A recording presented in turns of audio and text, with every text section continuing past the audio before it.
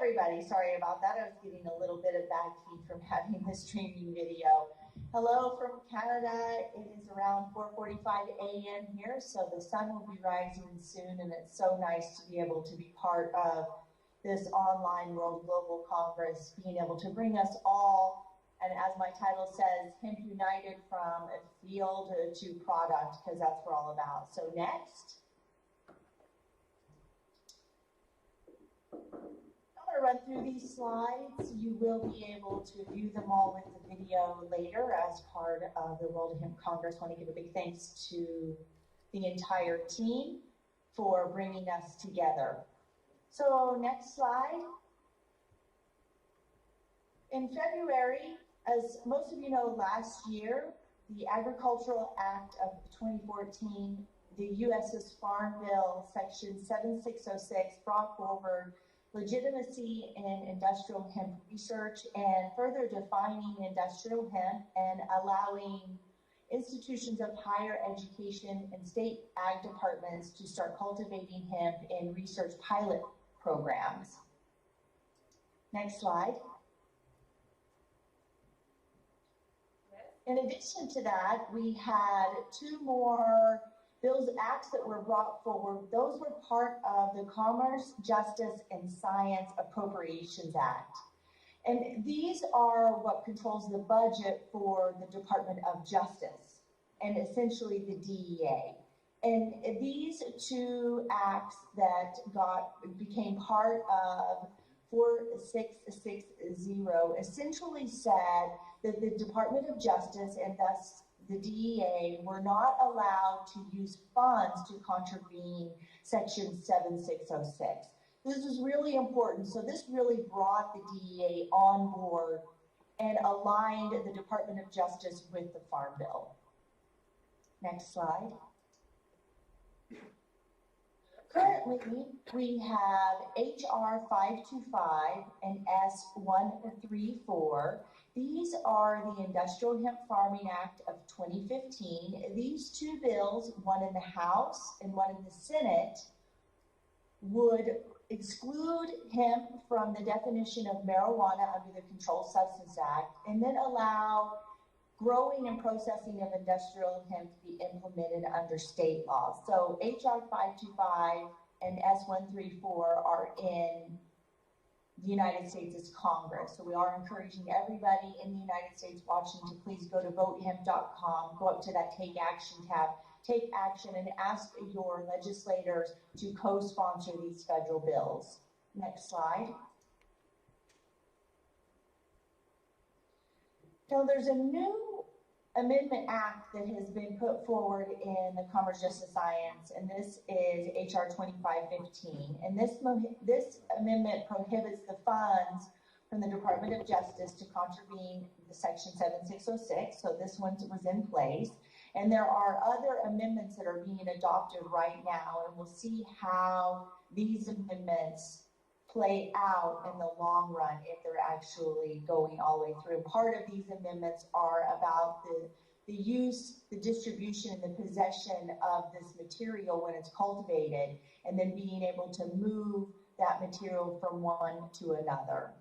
In addition, there's an amendment to prohibit the use of funds to take any action to prevent states from implementing laws surrounding cannabidiol oil. So very interesting legislative action happening in the U.S. Next. So here we have a map of the 2015 hemp legislation. So as you can see, there are 25 states that have a law that would function underneath Section 7606 of the Farm Bill. Thus, 25 states are allowed, if they have the rules in place, to actually cultivate industrial hemp. As you can see from this map, you can see where the stars are at. In each one of those states, we do have hemp research. So in 2015, we had hemp research happening in Kentucky, Colorado, Tennessee, North Dakota, Indiana, Hawaii, Vermont, and Oregon. And so to talk a little bit more about those research projects, next. Here's a photo of the University of Kentucky, and this is Dr. David Williams, and these are the research trials there. They have over 20 different cultivars that they are trialing at the University of Kentucky. Not to mind the project happening at the University of Kentucky, but you also have multiple projects happening on farm. So in Kentucky, they have opened up for producers to come on and actually get their license through the state in relationship with the state ag department to do on-farm research also. This is Dr. David Williams at the University of Kentucky. Next. Another project is happening at Middle Tennessee State University by a young man by the name of Clint Palmer. Clint has not only a greenhouse project, but also a field trial. In Clint's project, he had a lot of Johnson grass that came, so they had to spend a lot of time pulling the Johnson grass in the field. This was a bit due to late seeding from late entry of the planting seed, but next year they'll work out the entry date so they know that they've got the seed in place in Tennessee prior to planting. Next. There's a couple pictures from the University of Hawaii. This is also Australian cultivar. Next. A project I'm particularly proud of is this project here at North Dakota State University, working in conjunction with Dr. Burton Johnson. I was a key player in bringing in all of the planting seed for this cultivar trial. There was 12 varieties. Those came 5 from Canada, 6 from France, and 1 from Australia. All of the varieties are doing quite well. We would expect the Canadian cultivars to do well, as this research plot is only about 12 to 20 kilometers south of the Canadian border.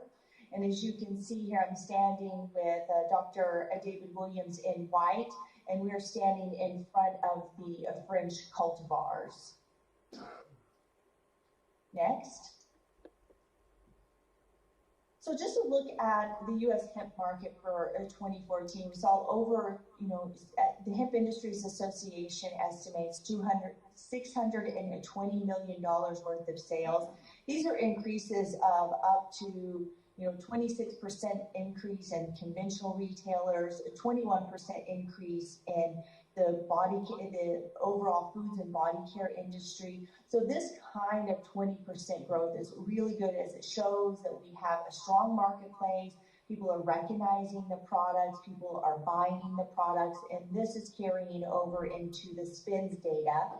And this is where these numbers come from. This data looks at retailers and then brings this data in so that we can get these types of percentages to show the rate of the marketplace. Next. These products, of course, as we well know, vary from lotions to beers. Next. Into the housing industry. Next. One of the things I'd like to also invite everybody to share is Oregon State University is offering WSC 266 on industrial hemp. This is a course, 3 credit hour course solely focused on hemp. It is an e-campus online course. I would encourage everybody to check this class out. I was able to bring together Steve Allen, Dr. Chad Alvin, Richard Pranas, Dr. George Reblin, a lot of people that I respect within the industry and researchers to present the material that's presented in this course at WSC 266. Next. I'm also part of the Hemp Industry Association. I am the current president. We are a nonprofit in the United States and love to have the opportunity to work with our global community, such as everybody listening in, and World Hemp Congress. Thank you for all your support and promoting and sharing the work of the Hemp Industries Association. Part of that work is our lobby day. So this is a couple years back in Washington, D.C.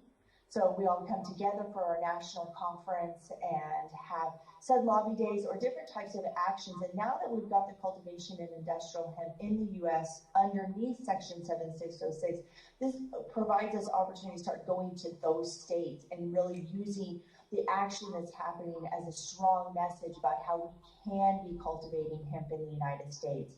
And one of the activities the Hemp Industry Association has is 18. Next slide is Hemp History Week. This is the nationwide education campaign and marketing program that seeks to renew strong support for hemp farming in the U.S. And really, we could have a global Hemp History Week where we all come together around the globe to celebrate our hemp history. So we definitely invite you to check out our hemphistoryweek.com. The event has passed. It was June 1st through 7th, and we'll look forward to the 7th annual Hemp History Week next year. So please get involved around the globe and help supporting Hemp History Week, not only in the U.S., but in where you're from. Next. We would like to extend an invitation to our global community here to attend the Hemp Industries Association's National Conference coming up in Lexington, Kentucky. We'll have a field tour. There's going to be all kinds of great lectures. There's going to be a great trade show. So I want to just give a big shout out to our Kentucky State Chapter and all of the other state chapters of the Hemp Industry Association and our national board and all of our members. And so on behalf of all of them, please welcome to our conference in Lexington, Kentucky. And you can check us out at thehia.org. Next. So now I'd like to switch just to talk briefly about the Canadian regulations. These regulations are SOR 93-156. Part of those is a list of approved cultivars, which I'm going to talk on in just a little bit as we start to discuss pedigreed seed production. So these are a bit of the regulations. As most of you know, we're based on 0.3%, unlike in the EU, it's 0.2%.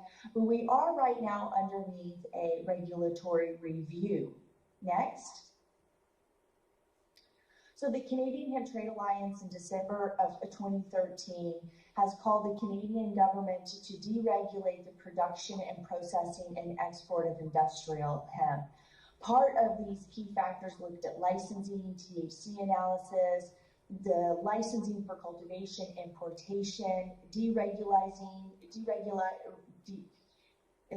minimizing and deregulation control, and to look at how the licensing and permitting, volunteer seeding, and other interpretations of our hemp regulations actually come into play. And we're in addition to asking us to be transferred to Agriculture and Agri-Food Canada. Next. So part of that is ongoing relationship between Health Canada, Agriculture and Agri-Food Canada, the Canadian Hemp Trade Alliance, to talk about how do we continue watching the developments and how do we stay relatively low on the priority. We're relatively low on the priority list for Health Canada, so how do we increase our priority listing? And the overreaching point is that the industry wants deregulation, and that it's the point where we continue to reinforce with whomever we're communicating. So the board and the executive director of the Canadian Hemp Trade Alliance are continuously in communication. And at this year's conference, we will be having Health Canada session to discuss issues or opportunities that we have to streamline our regulations. Next. So this is looking at last year's license and through 2014. We had over 1,100 licenses granted, and we had over 43,000 hectares planted. This year we're upward of around 60,000 hectares. And in last year alone, that was 67% increase in our production area, with the majority of that 67% increase in between 2013 and 2014 was due to our increase in the market. As I spoke earlier, we had over 20% increase in the marketplace, so we need to have that increase to be able to supply into that global market. Next. This is a busy slide. I just want to point out that most of the exports coming out of Canada are going into the United States. In 2014 alone, of the $47.9 million in exports, $42 million was exported into the United States. So it's a major market. So this is a really big opportunity as we start to discuss the cultivation of industrial hemp in the United States and how there is a demand for hemp in the US and around the globe, and how this will be driving that legislative change by talking about the marketplace. Next. So these ones look at fibers. As most of you may know, in Canada, we do not have commercial scale fiber decortication facilities, so our fiber market is very small, so we do rely on our colleagues in the EU to be supplying those herd and fiber products to us, and our colleagues in China to be supplying the textiles. Next. So in 2015, the Canadian list of approved cultivars contained 44 cultivars. And in 2014, there was 39 cultivars. So 6 new cultivars were added to the Canadian cultivar list. Those are Ganma, Piccolo, Grandi, Catani, Georgina, and Victoria. Phenolic is continued to be on the watch list as it tends to spike in THC. Not too much, but as you can see from the 2013 stats that I have here, of 87 samples, 9 of those were over 0.3% THC. Now, if they are tested over, then they'll come back and look at then they'll retest the grain or rerun the plant material sample. There are 14 exemptions for THC. 7 cultivars are exempt across Canada. 8 are exempt regionally, and these means cultivars that are for over 3 years are less or equal to 0.15% THC, then they are exempt from the commercial level THC test. Next.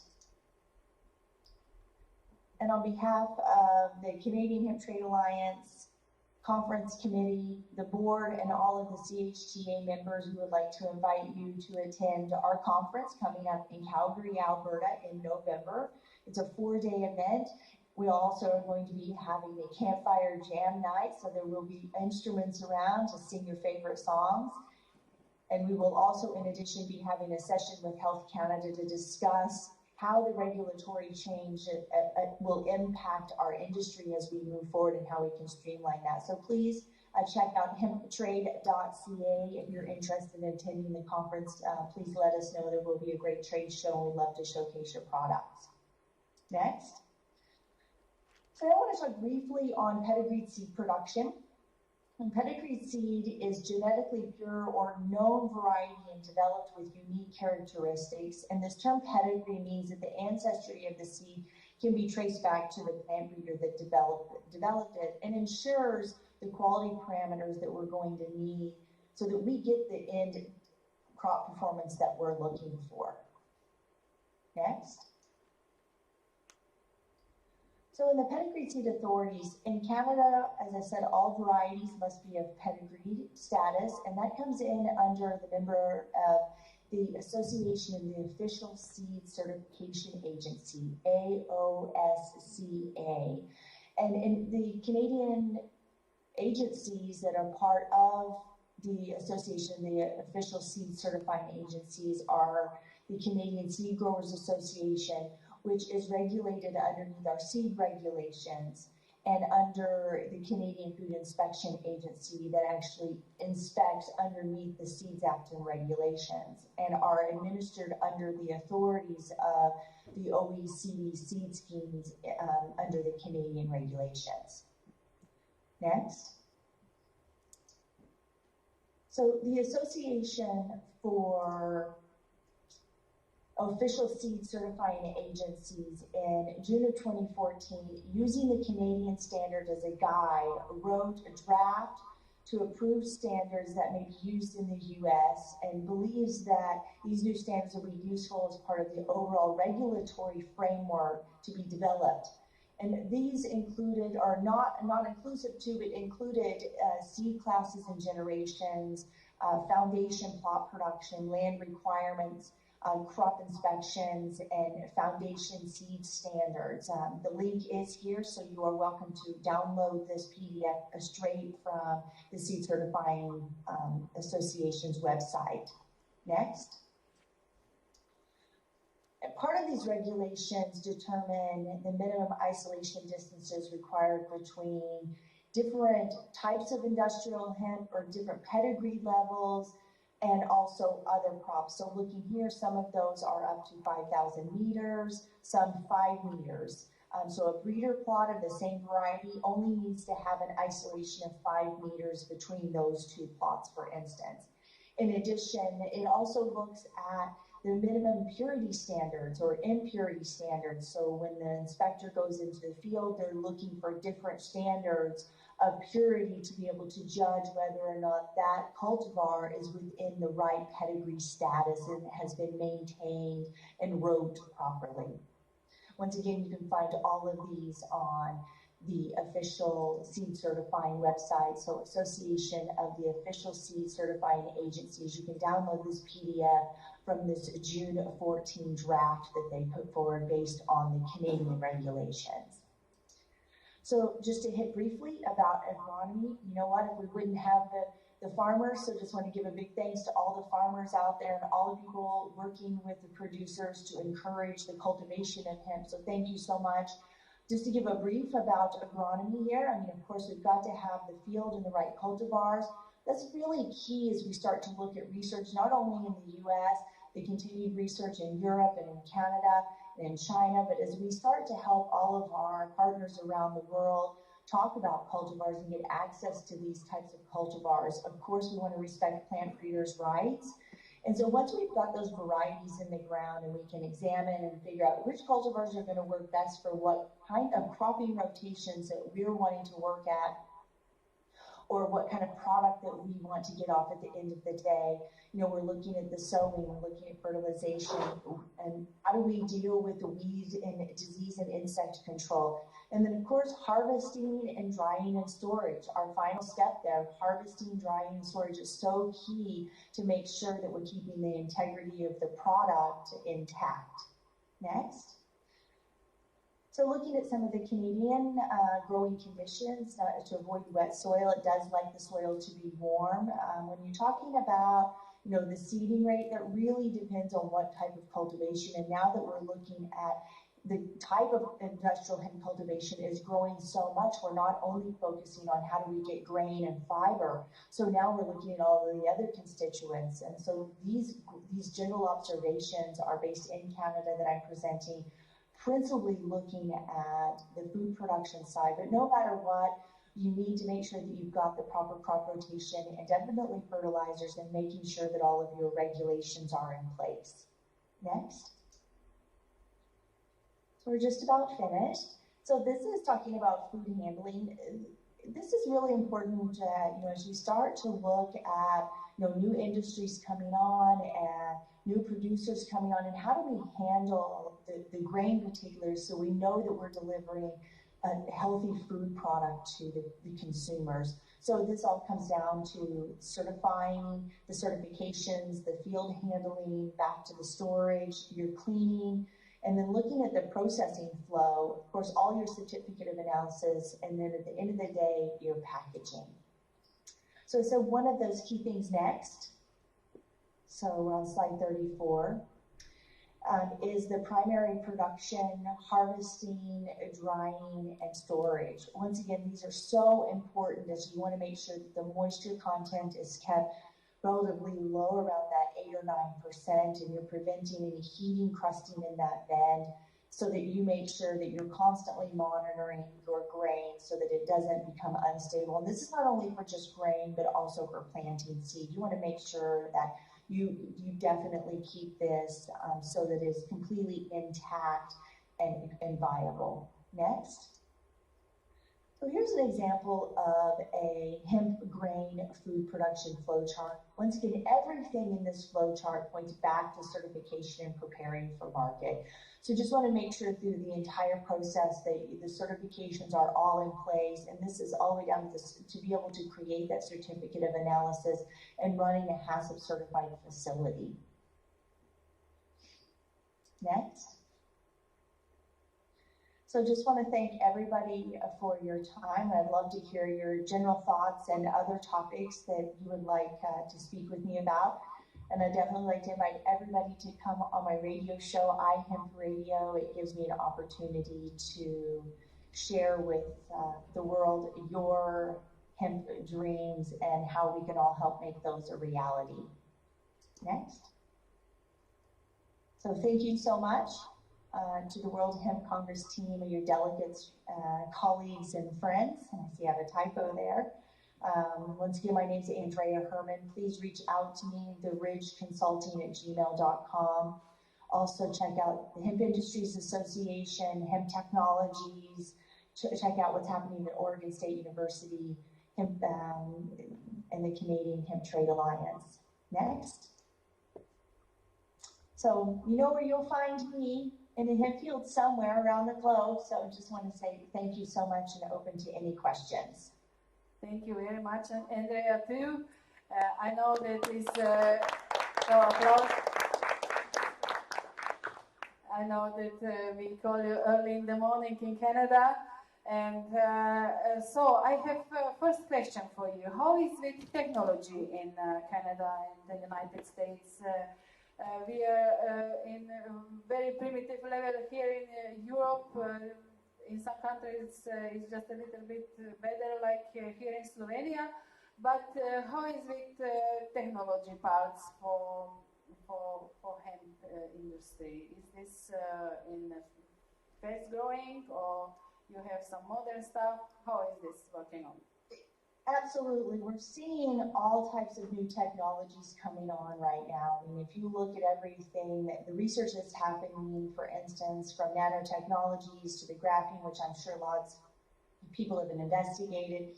But in addition, the continued realization of all of the products that we can get from industrial hemp. So you look at Dr. Chad Alvin's projects, looking at hemp as a composite product. And I think that that's where in the United States and in North America, we'll see a lot of forward advancements as we start to really get involved in the fiber processing and the plant breeding. So a lot of room to move forward when it comes to technology. So, and products, you can talk about some products. How is it new products? Is this some innovation going on, or how is this? We lose you? You see us? So? Yes, hello. Yes. How is with innovations there about products, hemp products? Is this? Yeah, I think when we start to look at some pretty interesting hemp products out there, there's a really great, I know that Satori Wheels is doing a project looking at skateboard wheels. There's a great company making hemp instruments, hemp guitars and hemp ukuleles.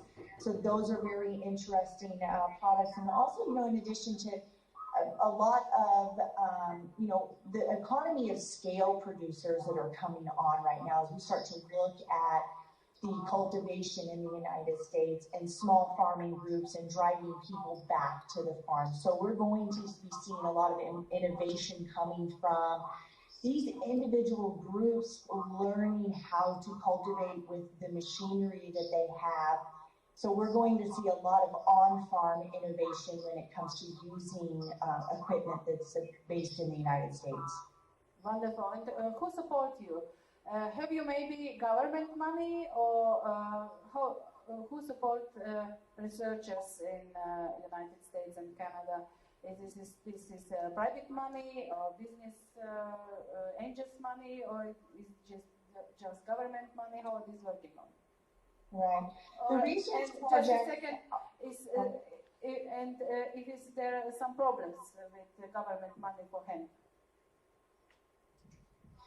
Right now in Canada, the funding for the research projects are government funded, provincial, both federal and provincial, plus private industry funding with matching dollars. So thankfully in Canada, we do get some government support to conduct the research that needs to be done, continued variety trials. If we look at the research coming out of the Alberta Innovates group, so that is really key to the forward movement in Canada. Now in the US, It has been mostly private and some institutional funding put forward. Some states have provided some funding, but it's been very, very limited.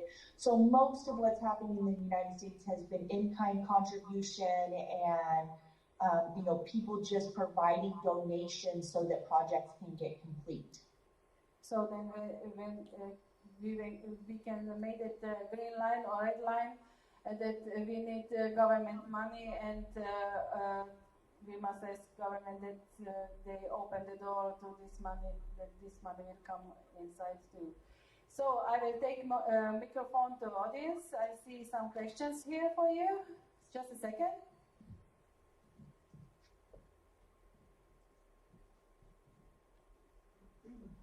Dr. Hermann, can you hear me? Okay, Dr. Hermann, thank you very much for your time and the comprehensive briefing. It was fantastic, and I'm sorry it's so rare that we get such a hemp expert on board. Okay, sorry. I'm being an Oregon resident myself. I'm wondering, is there any pushback from the legal marijuana industry against the hemp industry, and is there policies that you're attempting to put in place in Oregon that can protect the two? Because I think they're both kind of they're separate, but they're both very beneficial for the state. Mm-hmm. Hello. Yeah, it's very interesting. I have been, one of the questions is there a risk to marijuana growers when you've got hemp production in the area? Yes, there is, because of that male pollen. We have seen a pushback in Oregon and also like in Washington State as it comes to this issue and how to deal with this so that we can have the cultivation of hemp and the cultivation of marijuana kind of happen simultaneously. Part of that would be implementing, said things as pedigree seed production so that we have some sort of isolation. There was a report published actually by somebody, I forget his name, I will share that, that looked at the pollinization, and some of that research showed anywhere between 7 to 30 miles where pollen can be contaminative to the marijuana. So yes, it is an issue. I call it the natural cannabis cultural clash, and these things are being worked out in states such as Oregon. Thank you very much. And I'm sorry if I just had a follow-on question. One of the big issues for hemp is really education and the study of the plant on all levels. Are you at the point right now to do cross-border studies between, say, Oregon State University and universities within Canada? And are you at the point where we can begin studying across the Atlantic? Absolutely. I mean, if you look at, just like the project I was speaking about North Dakota State University, that project has been set up to really mirror the variety trials that have happened in Canada. So that data, you can go, a really great, for agronomic data is through the Parkland Crop Diversification Foundation, based in Roblin, Manitoba. They have all of their PDFs online, and that looks at basic agronomic research. So absolutely, plant breeders are keen to provide planting seed, of course, with all of the proper documentation, material transfer agreements, and all MOUs, understanding, to protect the plant breeder, and so that that the genetics are staying true. So absolutely, there is opportunity. Part of the issue comes forward is some universities are fearful because that we only have Section 7606 in the Controlled Substance Act hasn't been changed to remove hemp from the definition of marijuana. So it's going to be very interesting, and that's part of some of the university's fears is, will they risk losing federal money if they try to push a hemp agenda? Hi, Anndrea. Yes. I had some question about hemp food. If you could tell us what do you think about the future of hemp food market in the United States and Europe? Also, especially if you can talk about what you think about hemp milk. And, hemp milk? Hemp milk. Okay. Well, I know, as Daniel was saying, it's a very switch. So if we look at the market in Europe, it's mostly a fiber-based market, but they have a growing food industry happening. So we need that hemp education definitely in Europe to educate about the use of hemp foods and start incorporating those into the diet so that we can start to drive that market in the EU.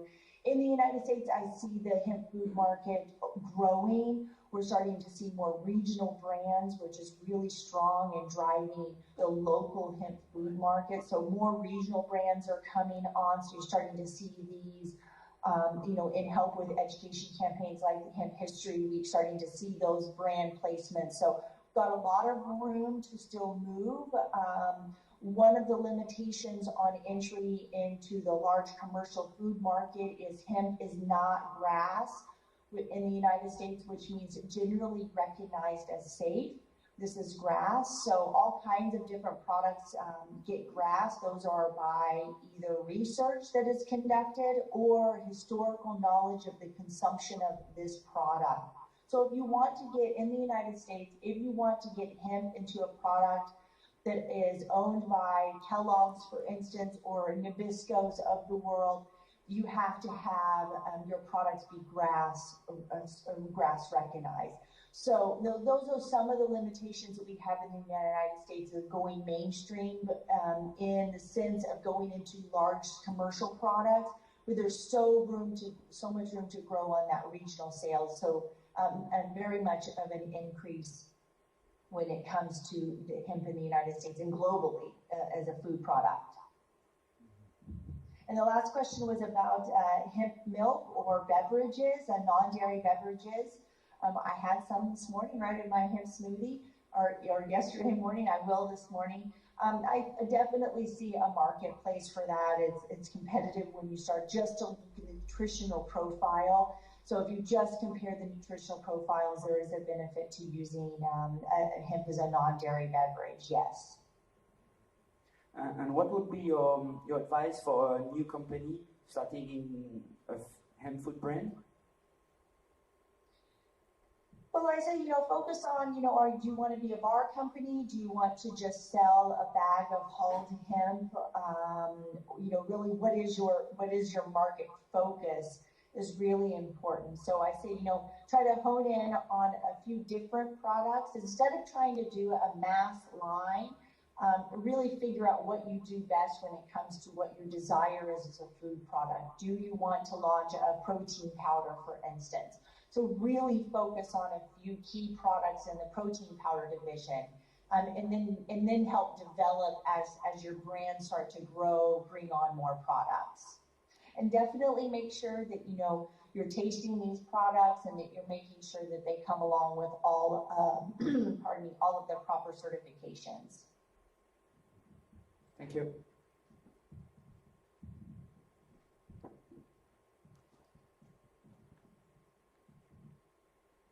Hello. Hi, Anndrea. Nice to see your talk. Just got a quick question, which is with regards to products ranging from cosmetics to food products. I've seen quite a few in the US which got CBD in them, and obviously they're not going to be recognized or regulated by the USDA. So what is the situation with regards to that? Because people are buying those products for themselves, using them, but they're not recognized. And if one wants to import those products, most of which are being made in the US, if they want to import them to other countries, CBD products, then what would be the situation? I don't know what it is, the situation for importing from these countries, but if you've got any insight, that would be great. Yeah, I'll definitely say that we start to talk about CBD, particularly in cannabinoids in the US, it's a very gray area.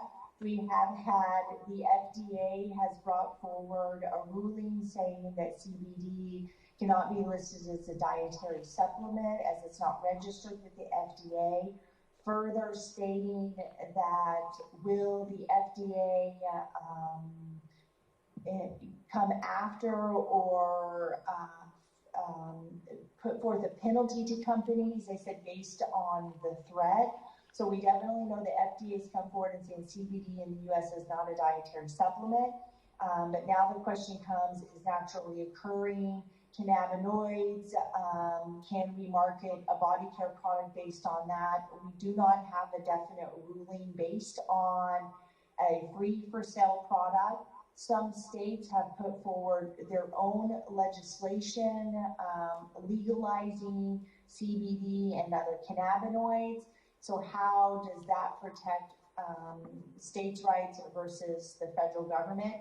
In addition, they have come forward saying that underneath Section 7606, it does not allow you to take and create a Schedule I drug from industrial hemp. So essentially, if CBD is still listed, then it's not allowed underneath Section 7606. However, when you see the overall forward movement of cannabis legislation in the United States, it's a very, very gray area. And I know that there's going to be some other presenters that are going to specifically be talking about this issue. So definitely just stay tuned to the other presentations that are going to really be honing in on the issue of CBD in the U.S. But it's definitely a gray area. Okay, just one last thing. I hope to sign up to your course online in January. So I look forward to engaging with you more. Thanks very much. Absolutely. It'll be interesting.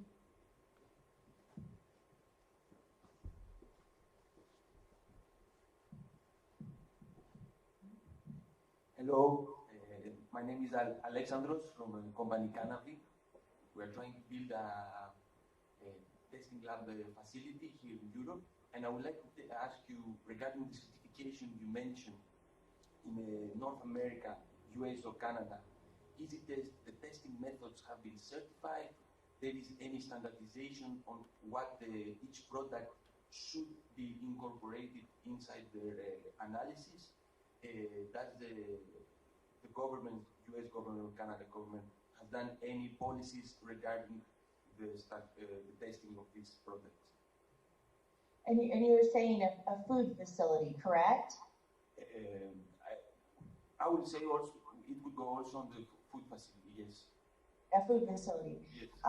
Yeah, I mean, there are, when you start to look at food standards, these would fall in a line with any general food standards that are put forward by government. So the amount of E. coli that you can have in a product, for instance, which is none, or molds and yeast.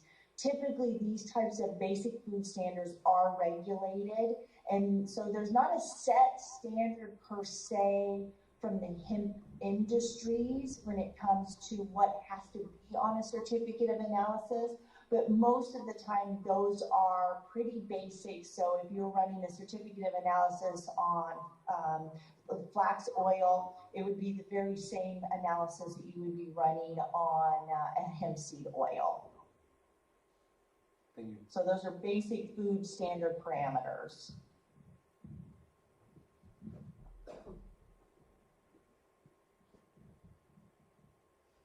Good morning, Dr. Hermann. I would like to ask a question about the building side of hemp, let's say. So you mentioned that in Canada there's no processing facility, do you? Yeah, so in Canada we do not have a commercial scale decortication facility yet in Canada. We have some pilot facilities and some facilities that are planned. So it's part of an opportunity in Canada is to build a fiber decortication facility. And right now, like my company, Hemp Technologies, we're working with Danagro and bringing in from the Netherlands and other fiber suppliers to be able to supply the herd and binder for hempcrete and other types of construction projects. Yeah, because considering that if you import sheets for hempcrete or whatever, across the ocean, it would carry a lot of embodied energy whatsoever, so it would be by far not sustainable. And on the other hand, considering that maybe an average hectare yields 6-8 tons of straw, it's on the other hand, it's a big waste. So what do you do currently with all the straw that is not used?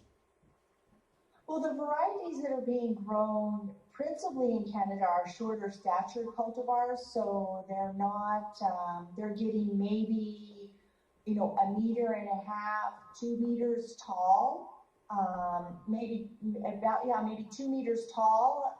So the cultivars are relatively short in stature. So when you're done harvesting the grain, there's very little fiber left over, straw in the field.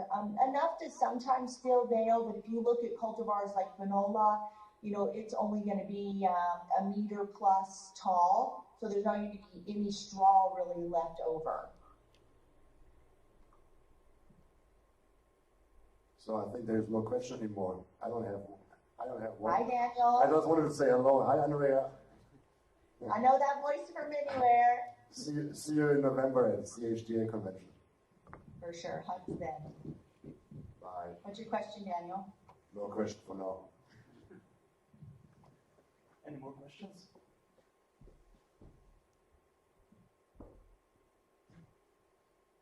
No one?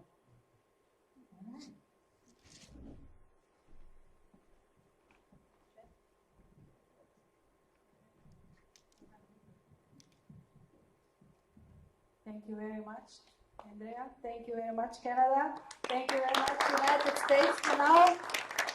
So